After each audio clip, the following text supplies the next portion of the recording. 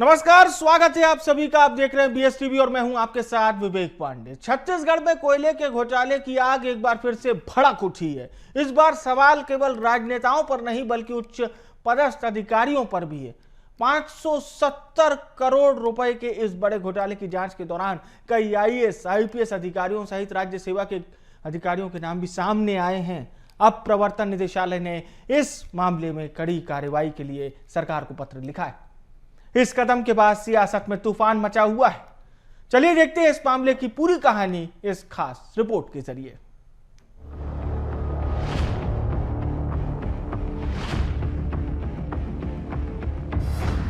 कोल घोटाले की फिर से सुलगी आंच।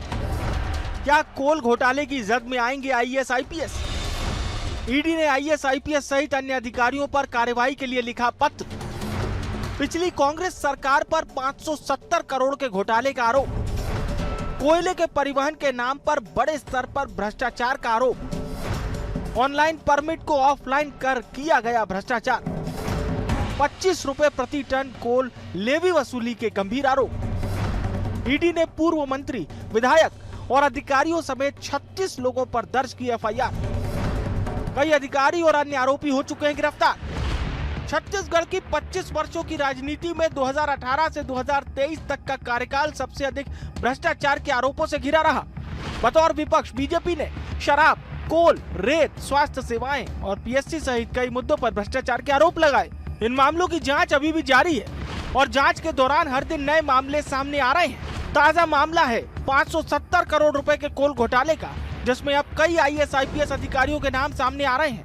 दरअसल जांच के दौरान ईडी को आरोपी सूर्यकांत तिवारी की डायरी से कई वरिष्ठ IAS, IPS और राज्य सेवा के अधिकारियों के नाम मिले हैं। डायरी में इन अधिकारियों के नाम के आगे 5 करोड़ से लेकर 60 करोड़ रुपए तक के लेन देन का जिक्र है। इन्हीं के खिलाफ कार्रवाई को लेकर ईडी ने अब राज्य सरकार को आधिकारिक पत्र लिखा है। विशेषज्ञ इसे गंभीर मामला बता रहे हैं। हालांकि प्रदेश के उप मुख्यमंत्री अरुण साव इसे जाँच प्रक्रिया का सामान्य हिस्सा बता रहे हैं। वास्तव में ईडी की कार्रवाई साक्ष्यों के आधार पर होती है, तथ्यों के आधार पर होती है और ये किसी से छिपा नहीं है कि जो घोटाले छत्तीसगढ़ में हुए कांग्रेस सरकार के दौरान वो कितना व्यापक था, कितना योजनाबद्ध था, ये हम सब ने देखा है। कोल लेवी घोटाले की जांच पिछले 4 साल से जारी है। इसमें अब तक 36 लोगों के खिलाफ नामजद FIR दर्ज की जा चुकी है, जिनमें से कई विभागीय अधिकारी जेल में हैं और कुछ जमानत पर बाहर हैं। अब डायरी में दर्ज नए नामों और पुराने आरोपियों के खिलाफ ईडी ने जो पत्र लिखा है, उस पर कांग्रेस भी प्रतिक्रिया देने से पीछे नहीं हटी। कांग्रेस के PCC चीफ दीपक बैज ने इस जाँच को राजनीतिक कहानी करार दिया। जेम पोर्टल के माध्यम से लगातार भ्रष्टाचार किया जा रहा है, उसको जांच कौन करेगा? ईडी CBI को नहीं दिखता है क्या? मतलब कुल मिलाकर कि विपक्षी नेताओं को और कुछ प्रशासनिक अधिकारियों को डराना, दबाव बनाना, ब्लैकमेल करना, ये भारतीय जनता पार्टी का साजिश है ताकि एक सेंट्रल एजेंसियों के बहाने उसको डराया जा सके। भ्रष्टाचार के खिलाफ जीरो टॉलरेंस का वादा कर सत्ता में आई बीजेपी सरकार पूर्ववर्ती कांग्रेस सरकार पर लगे आरोपों की जांच को लेकर अब तक सख्ती दिखा रही है। यही वजह है कि आए दिन अधिकारियों और अन्य आरोपियों के खिलाफ कार्रवाई हो रही है। अब सबकी नजर ईडी के पत्र पर राज्य सरकार के जवाब पर टिकी है। साथ ही इस बात का इंतजार भी है कि आखिर कोयले की कालिख में और कितने चेहरे बेनकाब होंगे। रायपुर से BSTV के लिए करिश्मा सोनी की रिपोर्ट। तो देखिए, आप वर्तमान समय में अगर छत्तीसगढ़ की सियासत देख रहे हैं तो आपको पूर्ववर्ती सरकार के ऊपर कई तरह के आरोप लगते हुए नजर आएंगे, जिसकी जांच के लिए तमाम एजेंसियां जुटी हुई है। इसमें ईडी का नाम सबसे आगे आता है। हमारे साथ 2 खास मेहमान इस वक्त चर्चा के लिए जुड़े हैं। शताब्दी पांडे जी हमारे साथ जुड़ रही हैं, आप प्रवक्ता हैं भारतीय जनता पार्टी की, बहुत स्वागत है आपका। सत्यप्रकाश सिंह जी हमारे साथ जुड़ रहे हैं, कांग्रेस पार्टी के प्रदेश प्रवक्ता हैं, बहुत स्वागत है सत्यप्रकाश जी का। सत्यप्रकाश जी, सिलसिला चल पड़ा है, शराब घोटाला मामला, कभी कहते हैं आदिवासियों के लिए घोटाला आप लोग करके चले गए, फिर शिक्षा में घोटाला आप लोगों ने कर दिया, कोयला घोटाला किया, CGPSC घोटाला कर दिया, यानी सत्य प्रकाश जी को कितना तैयारी करनी पड़ती होगी ये तमाम आरोपों पर जवाब देने के लिए, कुछ डेटा जुटाने पड़ते होंगे सत्य प्रकाश जी? देखिए विवेक जी, आपने वो सही बोला कि सिलसिला चल पड़ा है। पिछले 2 साल से हम अगर बात करें तो महतारियों के काम के लिए सिलसिला कुछ जारी नहीं हुआ है, युवाओं के रोजगार के लिए कोई सिलसिला चालू नहीं हुआ है, किसानों को खाद कैसे देना है वो सिलसिला चालू नहीं हुआ है, बलात्कार कैसे रोकना है वो सिलसिला चालू नहीं हुआ है।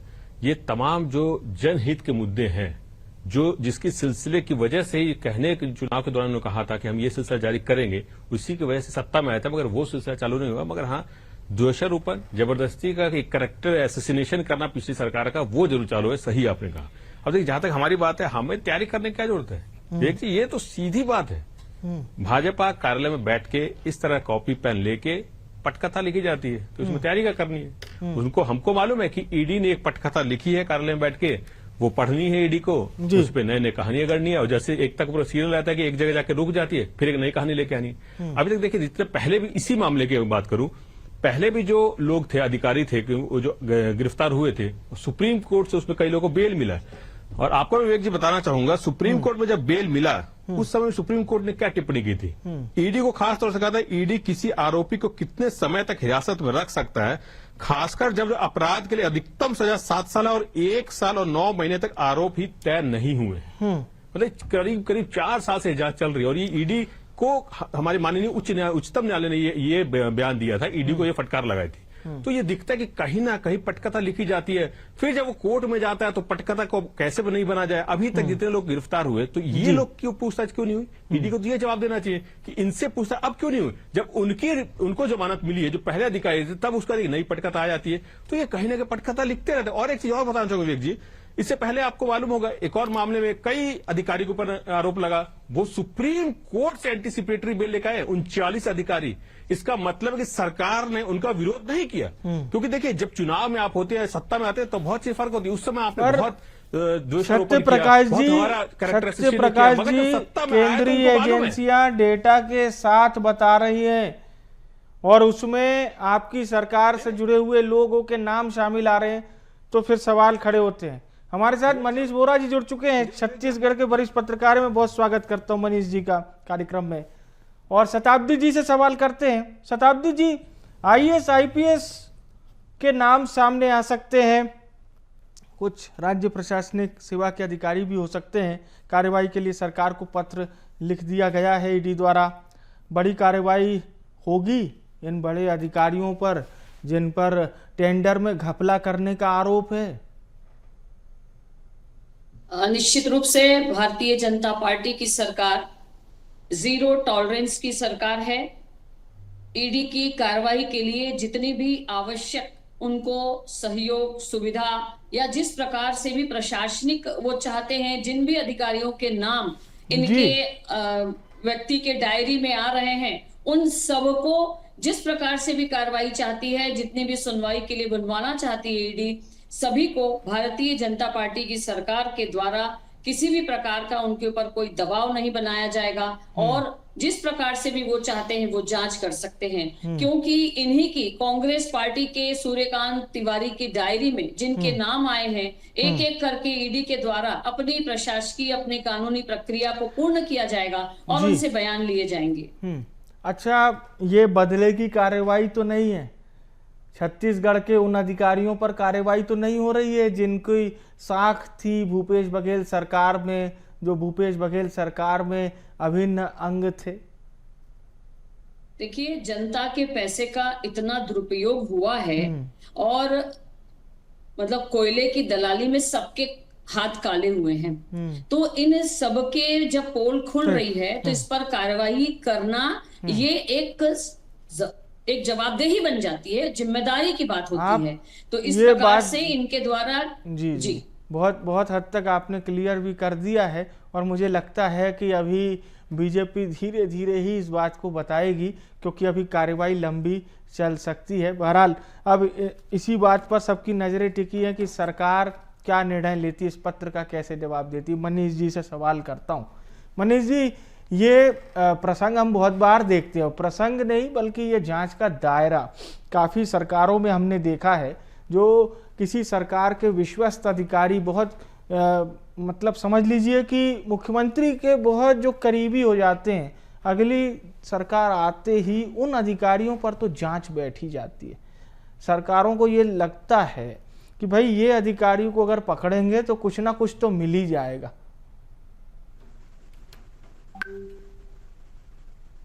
मनीष जी,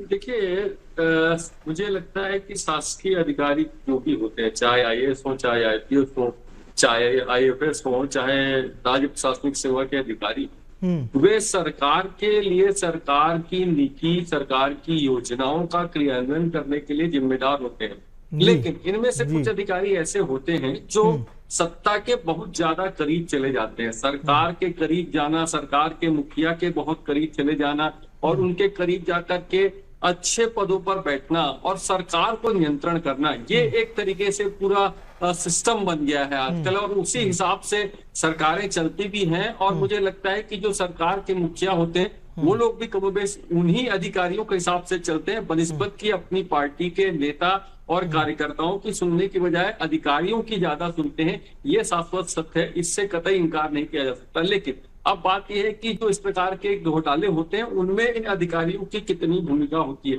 देखिए, निश्चित रूप से कोई भी इस प्रकार के घोटाले जब होते हैं तो उसमें नेता और अधिकारी दोनों की जब तक मिलीभगत नहीं होगी तब तक इस प्रकार की चीजों को अंजाम नहीं दिया जा सकता। ये कहा जाता है ना कि अधिकारियों पर अंकुश लगाने का काम जो है वो नेताओं का होता है, मगर होता यह है कि जब दोनों मिल जाएंगे तो उसके बाद कौन अंकुश लगाएगा और किस पर लगाएगा। तो ये स्थितियां जब बनती है तो वहां पर जाकर के एक फुल प्लान बनता है और उस प्लान के आधार पर जो है इस प्रकार के घोटालों को अंजाम दिया जा सकता है। ये कॉम्बिनेशन भी बड़ा बेस्ट दिखाई देता है जब विधायिका और कार्यपालिका दोनों मिल जाते हैं, क्योंकि अब तो भाई एक अंग न्यायपालिका जो जिसकी एंट्री हम तो यही मान के चलते कि लास्ट में होती है, लेकिन जब सब जगह से आज भी हार जाता है न्यायपालिका के समक्ष मामला, फिर चौथी प्रक्रिया में हम लोग हैं। हम लोग भले ही एक आधारभूत स्तंभ में हमें चौथा पायदान मिला है, लेकिन एक ऐसा पायदान जिसमें हम तीनों स्तंभों से सवाल कर सकते हैं, और कहीं ना कहीं यही एक बड़ी ताकत है मीडिया की। बहरहाल अब सत्य प्रकाश जी, बात इसी बात पर है कि कौन सत्य बोल रहा है कौन असत्य बोल रहा है। दोनों लोग सत्य तो नहीं बोल सकते। आप कह रहे हैं बदले की कार्रवाई हो रही है, आप कह रहे हैं घोटाला नहीं हुआ, पर शताब्दी जी कह रही हैं, उनकी पार्टी कह रही है इंतजार अभी करते जाइए, बहुत लोगों के नाम सामने आने वाले हैं, बहुत लोग इस 570 करोड़ के घोटाले की जद में आ जाएंगे। विवेक जी, देखिए, मेरे को थोड़ा सा समय दीजिएगा, मैं कुछ विशेष बिंदुवार कुछ बातें बताना चाहूंगा। पहली बात तो देखिए, जो कथाकथित घोटाले की बात हो रही है, अभी आपने भी बोला कि ईडी आंकड़े के साथ बता रही है, मैं आपको दावे के साथ बता रहा हूं। जितना परिवहन का भुगतान हुआ था हमारी सरकार के जबकि बात है ये, उसका अगर जितना ये बता रहे हैं ना, अगर उसका कैलकुलेशन करेंगे ना तो 100 करोड़ के आसपास भी नहीं जाता है। तो 570, 560 पता नहीं कितना कितना सामने आ रहा है, वो तो अलग विषय है। और यहां तक कि सुप्रीम कोर्ट भी ये बात बोलती है ईडी को कि आप की खबरें तो बहुत चलती है 3000 करोड़ 4000 करोड़, मगर जब कोर्ट में मामला आता है तो 100 करोड़ 150 करोड़ से ज्यादा की आपके पास जब्ती होती नहीं है। तो ये ईडी की, और सबसे महत्वपूर्ण उस दिन भी मैंने आपको बताया था, ये सदन के अंदर, ये सदन में इस सरकार ने बताया कि 193 ऐसे लोग हैं जो एमपी एमएलए जो विपक्ष के नेता हैं उनके ऊपर कार्रवाई हुई, मात्र 2 लोग उसमें कन्विक्टेड हुए। तो ये दिखता है। अमृत का जो कथा के चालू था, 25 में से 23 ऐसे नेता विपक्षी थे जो उनकी पार्टी में चले गए, गठबंधन में शामिल हो जाते हैं तो पाक साफ हो जाते हैं। पहली बात। अब एक चीज और मैं बोलना चाहूंगा, यहाँ छत्तीसगढ़ की मैं बात कर लेता हूं। छत्तीसगढ़ की बात की इससे पहले भी आपने सुना हो कई अधिकारियों के नाम आए थे दूसरे एक मामले में, उसमें 39 अधिकारियों को जमानत मिल जाती है एंटीसिपेटरी बहुत सुप्रीम कोर्ट से। इसका मतलब है कि सरकार ने वहां विरोध नहीं जताया था। तो सरकार जब विपक्ष में थे ये लोग तब बोलते थे ये घोटाला वो घोटाला, जब अगर सत्ता में आए तो उनको मालूम है कि ऐसी कोई चीजें है नहीं। आपने विरोध क्यों नहीं जताया? क्योंकि आपको मालूम है ऐसा कुछ हुआ ही नहीं है, तभी आपने विरोध नहीं जताया। ये एक और सामने दिखता है। अरे हम तो ये पूछना चाहते हैं कि जो नार घोटाले इसमें नए नए अधिकारी, फिर से अधिकारी जो गिरफ्तार हुए उसकी जांच कब ईडी करेगी? उसमें तो शिव शंकर भट्ट ने एफिडेविट देकर तत्कालीन मुख्यमंत्री का नाम दिया था, आज तक उनसे पूछताछ भी नहीं हुई है। उनसे भी कर लीजिए। 1000 करोड़ का निःशक्त जन घोटाला, उसमें 3 मंत्रियों के नाम आ रहे हैं, जांच क्यों नहीं हो रही उनकी भी जांच करा लीजिए। ये 32,000 में जग खरीदते हैं, 10 लाख में टीवी खरीदते हैं, 8 लाख में रोटी मेकर खरीदते हैं, बस्तर ओलंपिक से नाम में ट्रैक सूट घोटाला करते हैं, उसकी भी जांच करा लीजिए। तो ये दिखता है कि कहीं ना कहीं सिर्फ विपक्ष के जो नेता है उनके ऊपर आपको कार्रवाई करनी है, मगर हमारे यहाँ अगर कुछ होगा तो यहाँ ना ईडी आएगी, ना आईटी आएगी, ना सीबीआई आएगी, हम एकदम पाक साफ है। क्योंकि हमको ये जो आरोप है कि ये जो आरोप है कि साहब ऑनलाइन परमिट को ऑफलाइन परमिट में कर दिया गया, इस तरह से यहाँ पर एक चीज और मैं बोल लेता हूँ। नहीं ये भी मैं अभी मैं आपको बताता हूँ, ये सीधे तौर पे अफवाह फैलाई जाती है। देखिए ये ऑनलाइन उस समय भी था और आज भी है। ये एक वैकल्पिक व्यवस्था रहती है कि अगर आपका ऑनलाइन सर्वर डाउन है या ऑनलाइन में कोई समस्या होती है, क्योंकि जो कोल माइंस कहाँ रहते हैं, बहुत अंदरूनी क्षेत्रों में रहते हैं, वहां कई बार सर्वर की व्यवस्था आती है, तो उस समय वहां पे ऑफलाइन व्यवस्था के तौर पर काम किया जाता है। वो आज भी व्यवस्था उस तरह की है कि अगर सर्वर डाउन होगा या कुछ ऐसी व्यवस्था टेक्निकल रुकावट आएगी तो इस तरह की व्यवस्था ली जाती है। तो ये सिर्फ और सिर्फ मीडिया में बोल दीजिए, विपक्ष के नाते जब ये बीजेपी के लोग विपक्ष में तभी उन्होंने जो हुआ बनाया था वो आज भी वो है। ये सिर्फ एक हवा टाइप का बनाया गया। तो ये केंद्रीय जांच एजेंसी किया जाए विपक्ष नेताओं का, केंद्रीय जांच एजेंसी सरकार को पत्र लिख रही है कि हम इन अधिकारियों पर कार्रवाई करने जा रहे हैं, बाकायदा लेटर लिखा है, तो ये भी तो प्रामाणिकता के बाद ही तय हुआ होगा ना कि इन अधिकारियों पर हम भाई कार्रवाई करेंगे भविष्य में। मैं तो बोल रहा हूँ ना, नहीं एक मिनट एक चीज और बोलूंगा, अभी तक ईडी ने जांच क्यों नहीं की 3 अधिकारियों से? 3 साल से ज्यादा की जांच हो चुकी है। इससे पहले भी तो कई अधिकारी पूछताछ हुई ना, उनको गिरफ्तार किया गया, उनको जमानत सुप्रीम कोर्ट से मिली, तो तब ये अधिकारी कहाँ थे? वो तो छत्तीसगढ़ में था ना, क्यों नहीं पूछताछ हुई? ये जब दिखता है कि सुप्रीम कोर्ट में मामला गिर रहा है तो एक नई पटकथा लेके आ जाते हैं कि अब उन्हें अधिकारियों से पूछताछ करनी। अरे अभी की जांच ही चल रही है अभी तक, ये तो सुप्रीम कोर्ट। शताब्दी जी से सवाल ले लेते हैं। शताब्दी जी, कांग्रेस पार्टी का कहना है कि चुन चुनकर केवल और केवल इस बात को लेकर कार्रवाई हो रही है कि भूपेश बघेल सरकार के कुछ मामलों को उठाया जाए, बताया जाए, समझाया जाए, और कांग्रेस लगातार, आपको पता ही होगा, केंद्रीय जांच एजेंसियों पर एतबार नहीं है।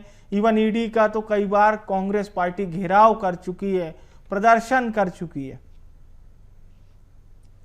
देखिए ये केंद्रीय जांच एजेंसी है और इनको किस प्रकार से जांच करनी चाहिए, 300-400 कितने लोगों से उनको बयान लेने चाहिए, कितने से नहीं लेने चाहिए, और केवल जमानत मिल जाना ही उसको अपराध से मुक्ति मिल जाना नहीं होता है। क्योंकि मैं भी लॉयर हूं, तो इस प्रकार से मेरा ये कहना है कि ऐसा नहीं सोचना चाहिए कि वो जमानत पर छूटे है ना, लेकिन अगर मान लीजिए परत दर परत बात खुलती है तो फिर से उनसे पूछताछ हो सकती है। तो इस प्रकार से मेरा तो ये मानना है, भारतीय जनता पार्टी सदैव इस बात की वकालत करती रही है कि भ्रष्टाचार का जो भी खेल खेलते हैं उसमें शीर्ष तक जो भी हो सबकी जांच होनी चाहिए, परत दर परत सबकी जांच होगी। अभी निचले पायदान पे हो रही है, फिर उससे ऊपर होगी, फिर उससे ऊपर होगी, और इस प्रकार से पटकथा लिखी जाती है भाजपा कार्यालय में। ये सब कहकर एक संवैधानिक संस्था पर आरोप लगाकर, मान लीजिए कि जांच आगे बढ़ते बढ़ते सुप्रीम लोगों तक पहुंची तो उन पर भी कार्रवाई होगी क्या?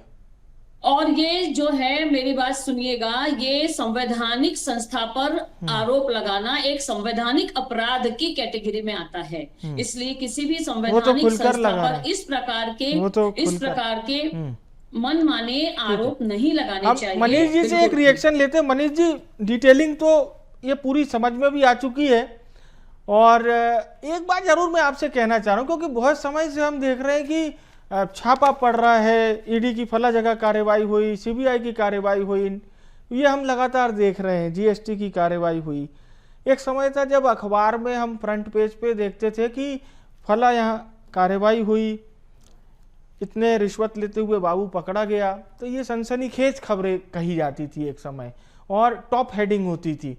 वो व्यक्ति साल 2 साल 5 साल तक समाज के बीच में अपना चेहरा नहीं दिखा पाता था, क्योंकि उसके ऊपर इस तरह की कार्रवाई हुई रहती थी। मैं कोई मनगढ़ंत बात नहीं बता रहा हूँ, ये ऐसी बातें हैं जो दर्शकों को भी बहुत आराम से समझ में आ जाएंगी। पर आजकल ऐसा लगता है जैसे कि कार्रवाई हुई तो आप तुरंत से एक बाइट दे दीजिए, हम राजनीतिक द्वेष के शिकार हो गए हैं, हम पर कार्रवाई इसलिए हुई क्योंकि हम इस पार्टी के समर्थक हैं। यानी अब बैलेंस हो गया है, आप पर जांच भी चल रही है तो भी आप एक लाइन कह के अपने आप को पाक साफ बता सकते हैं। देखिए, आप अपने आप को पाक साफ बताने के लिए यदि कोई राजनीतिक उसकी आड़ भी लेते हैं, तो मुझे लगता है कि यदि आपने भ्रष्टाचार किया है तो निश्चित रूप से आपको कार्रवाई होगी और आपको सजा मिलेगी। क्योंकि देखिए, जहां भी जो कुछ होता है उसमें इस प्रकार की जो कार्रवाइयां, विशेषकर ईडी, आईटी और सीबीआई, इस प्रकार की जो कार्रवाइयां होती है, इसमें बकायदा मुझे लगता है कि उसकी पूरी रिकॉर्डिंग होती है। और अभी भी आप देखिए, जिस कोल लेवी को घोटाले को लेकर के हम आज चर्चा कर रहे हैं, उसमें भी लगभग 2000 पन्नों की चार्जशीट दाखिल हुई है। और ईडी ने एक पत्र लिखा है राज्य सरकार को कि ये जो अधिकारी हैं, इन अधिकारियों के खिलाफ भ्रष्टाचार निवारण अधिनियम के तहत कार्रवाई की जाए। तो ये जो एक इस प्रकार की जो चीजें आती है, इसमें निश्चित रूप से इन बातों को लेकर के जब जनता के बीच में राजनीतिक दल जाते हैं और इस प्रकार के जो आरोपी रहते हैं वो आड़ लेते हैं कि भाई हमारे ऊपर राजनीतिक द्वेष से कार्रवाई की गई है, या भाजपा में जो आता है या किसी भी दल में चले जाए, XYZ जिसकी सत्ता रहती है, उस दल में चले गया तो वो पाक साफ हो जाता है या वो वॉशिंग मशीन में धुल जाता है। इस प्रकार की बातें निश्चित रूप से होती हैं। और इसको लेकर के राजनीतिक दल जो सत्ता पक्ष है विशेषकर, उनकी ये जिम्मेदारी बनती है कि जो भी इस प्रकार की कार्रवाइयां हो रही है, उन कार्रवाइयों के सारे दस्तावेज जो है वो पब्लिक डोमेन में आना चाहिए, ताकि जनता को सीधे तौर पे ये पता चल सके कि वो लोग कितने पाक साफ हैं, उनके साथ उनके खिलाफ जो कार्रवाई हो रही है उसमें वो कितने दोषी हैं, कितने नहीं है। न्यायपालिका में जाने के बाद में क्या निर्णय आता है वो तो सेकेंडरी थिंग है, मगर जनता की अदालत में भी ये सारी चीजें जानना चाहिए और उनको पता चलना चाहिए कि क्या हुआ है, क्या नहीं हुआ है, कैसे हुआ है, कितने क्या क्या कार्रवाइयां की गई है और क्यों कार्रवाई की गई है। तो ये चीजें जब पब्लिक डोमेन में आएगी तो निश्चित रूप से मुझे लगता है इस प्रकार की जो आड़ जो लोग लेते हैं उनका जो स्थिति है वो स्पष्ट हो जाएगी। जी सत्य प्रकाश जी, एक फाइनल रिएक्शन इस बात पर कि बात तो हो रही है IAS IPS अधिकारियों पर कार्रवाई की, लेकिन यह मामला तत्कालीन कांग्रेस सरकार से जुड़ा हुआ है, तो कहीं ना कहीं आरोपों की प्रत्यारोप आरोप के बाद इस बात पर भी तस्दीक तो आएगी ही आएगी कि भाई आपकी सरकार से जुड़ा मामला है, तो आपके लोग भी शामिल हो सकते हैं।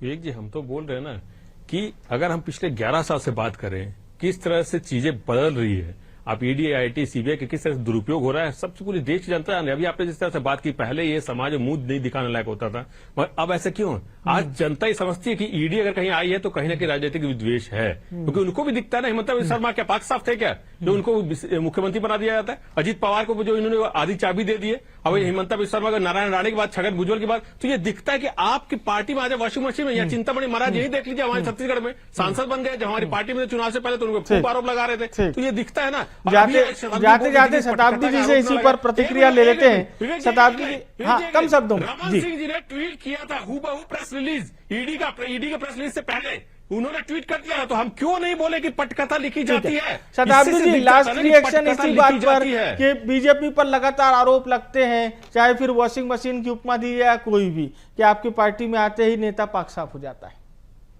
देखिए, इनको ये मैं पूछना चाहती हूँ कांग्रेस के पदाधिकारी और प्रवक्ता से कि किस प्रकार से अगर सरकारी अधिकारी और कर्मचारी या IAS IPS ऑफिसर पर अगर आरोप लग रहा है, उनसे यदि जांच हो रही है, पूछताछ हो रही है, तो तकलीफ इनको क्यों हो रही है? और सीधी सी बात, मैं एक ही शब्द कहूंगी, काजल की कोठरी में सभी का हाथ काला होता है। कहीं ना कहीं इनका संबंध ये स्वयं प्रदर्शित, इनकी खींच दर्शा रही है कि कहीं ना कहीं इनकी पार्टी का संबंध इस घटना से है। राशन कार्ड वाला भी करा लेते ना, इसीलिए हमको खींच नहीं, हम बचाते, उसकी भी जांच हो जाए।